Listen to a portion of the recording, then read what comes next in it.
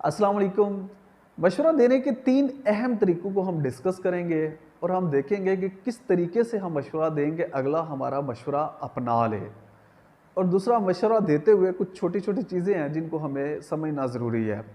तो पहले हम देख लेते हैं कि जो मशवरा इंसान कर रहा है वो मशवरा क्यों कर रहा है। तो उसकी 2 बड़ी वजूहात होती हैं। एक ये कि उसमें इल्म की कमी है, तजर्बे की कमी है, यानी हिकमत इतनी नहीं है कि वो जो जिस चीज़ में स्टक हो चुका है उसका कोई सही फ़ैसला कर सके, यानी उसके पास पर्सपेक्टिव्स कम है जिसकी वजह से वो फ़ैसला नहीं कर पा रहा, इसलिए आपसे वो मशवरा ले रहा है।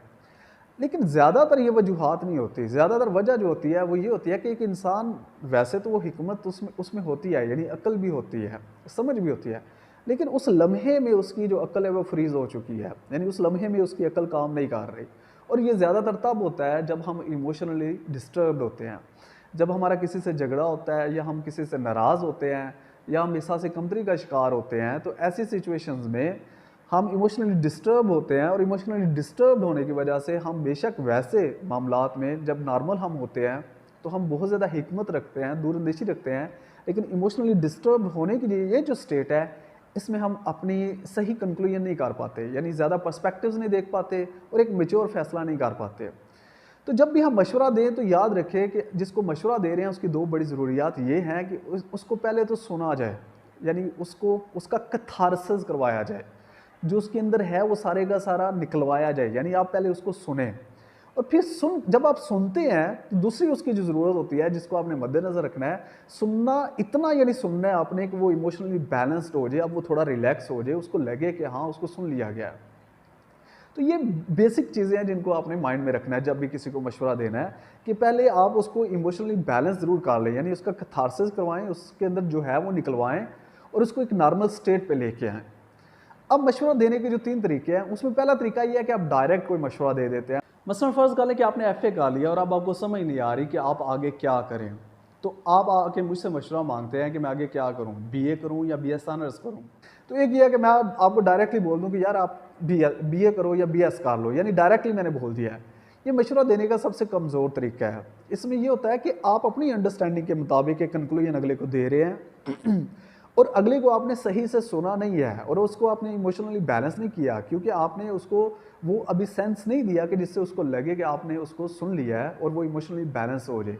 तो डायरेक्ट मशवरा जो होता है ये कभी भी अच्छा नहीं होता, ना इसको अगला अपना पाता है। जो दूसरा लेवल है मशवरा देने का वो काउंसलर्स का लेवल है। अब काउंसलर कौन होता है? काउंसलर वो इंसान होता है जो अगले इंसान की बात को पहले सुनता है, बर्दाश्त लाता है, यानी अपने टेम्परामेंट को बढ़ाता है, वो उसको इतना सुनता है कि जिससे उसकी सारी, काउंसलर को समझ आ जाए कि ये एक्चुअल में कहाँ पे स्टक हुआ है।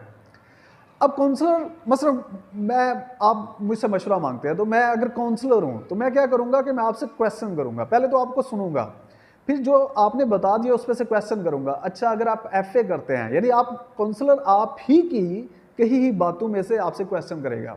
मसलन आपने बोला कि मैं सोच रहा हूँ मैं बीए कर लूँ और दूसरा ये सोचो कि बीएस कर लूँ, तो काउंसलर कहेगा कि अच्छा चले बताएं आप बीए क्यों करना चाहते हैं, और बीए करेंगे तो फिर इसके बाद क्या करेंगे, और बीए ही क्यों सूटेबल है, और अगर आप बीएस करेंगे तो क्यों करेंगे, बीएस नहीं करेंगे तो क्या होगा, और अगर ये दोनों चीज़ें नहीं करेंगे तो क्या होगा।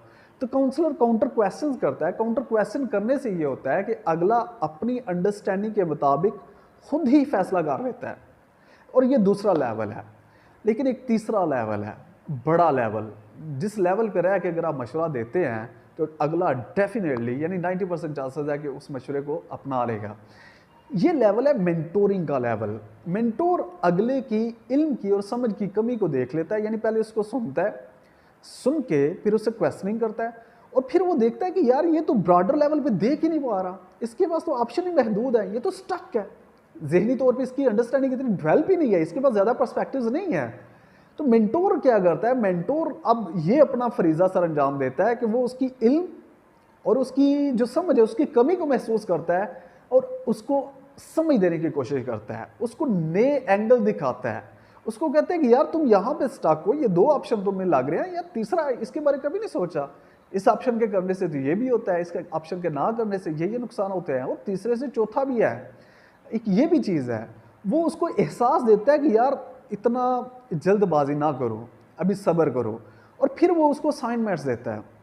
यानी वो फौरी मशवरा नहीं देगा, यानी फौरी और उसे क्वेश्चन काउंटर क्वेश्चन करके उसको एक नतीजे पे नहीं पहुंचाएगा, बल्कि थोड़ा टाइम लेगा, और उस टाइम लेने में वो अगले को डिफरेंट असाइनमेंट देगा। उसको पहले डेफिनेटली जब आप असाइनमेंट देते हैं, मसलन मैं मशवरा आपसे लेने आया हूँ और मैं इमोशनली इम्बैलेंस्ड हूँ और आप मुझे सुनते हैं और मैं थोड़ा इमोशनली बैलेंस्ड होता हूँ, उसके बाद आप मुझे कुछ असाइनमेंट्स देते हैं, तो डेफिनेटली मैं बेहतर कंक्लूजन्स पे पहुंच जाऊंगा और मेरी अंडरस्टैंडिंग भी बढ़ेगी। तो यही चीज़ है कि जो मेंटोर करता है, मेंटोर आपके इल्म की और समझ की कमी को महसूस करते हुए आपकी पहले समझ को बढ़ाता है, न्यू एंगल्स देता है, नए पर्सपेक्टिव्स देता है। वो आपको बताता है कि यार जहां जिसको तुम कामयाबी समझ रहे हो सिर्फ ये कामयाबी नहीं है, या जिसको तुम ऑप्शंस के तौर पे देख रहे हो सिर्फ ये ऑप्शन नहीं है, ये और बहुत से ऑप्शंस हैं। वो आपके जो फहम उसको नर्चर करने की कोशिश करता है। अब हुआ क्या कि अब आपकी अंडरस्टैंडिंग वो डेवलप हो गई है जो एक्चुअल में होनी चाहिए, और अब आपका कंक्लूजन भी ठीक होगा। यानी हमारा कंक्लूजन तब ठीक होता है जब हमारी अंडरस्टैंडिंग ठीक होती है। तो मेंटोरिंग वाला जो लेवल है, इस लेवल पे आके मशवरा जो भी इंसान देता है, यानी मैं इन मशवरा दूंगा जिसको भी दूंगा वो उसको ये 90% चांसेस है वो उसको ज़रूर फॉलो करेगा।